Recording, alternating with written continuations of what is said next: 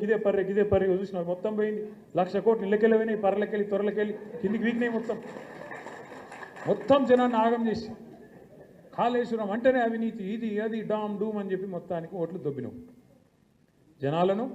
నువ్వు తర్వాత ఇంకా మల్లన్న పుల్లన్న ఉన్నారు కదా యూట్యూబ్లో, అందరు కలిసి మొత్తం కేసీఆర్ తిట్టుడే పనిగా పెట్టుకొని జనాల నెత్తులు పాడు చేసి రైతుల నెత్తులు కూడా ఖరాబ్ చేసి మొత్తానికి ఏదో జరగందేదో జరిగినట్టు చూపెట్టి ఆయనతో ఓట్లు కొట్టుకున్నారు. మరి నేను అడుగుతున్నా ఈరోజు ఇదే మేధావులను, ఈ రాష్ట్రంలో ఉండే మీడియాను కూడా నేను అడుగుతా ఉన్నా. కాళేశ్వరంలో ఒక్క బ్యారేజీలో ఒక్క పర్రె పడితే దానికి ఇంత లొలిపెట్టిరు మీరు. మరి అలా సుంకిశాల కూలిపోతే, అక్కడ రిటైనింగ్ వాళ్ళు కూలిపోతే ఎవ్వరు మాట్లాడరు. బీజేపీ వాడు మాట్లాడాడు, కాంగ్రెస్ వాడు కుయ్యనడు. ఎస్ఎల్బీసీలో 2.5 కిలోమీటర్ల టనెల్ కూలిపోతే ఎవరు మాట్లాడరు. మీ కాడ ఏం ప్రాజెక్ట్ అది? పెద్దవాగు ఖమ్మం దగ్గర కొట్టుకపోతే, ఆ బ్రిడ్జ్ కొట్టుకపోతే ఎవడు ఎన్డీఎస్ఏ మాట్లాడాడు, ఎవడు ఎన్డీఏ మాట్లాడాడు.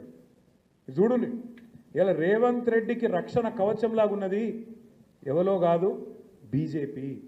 నేనేదో ఉత్తగా చెప్తలేను ఈ మాట. లేకపోతే మేడిగడ్డల పర్రె పట్టింది అని రేవంత్ రెడ్డి అనగానే తెల్లారే వరకు వాడొచ్చి వాలిపోలే గద్ద లెక్క.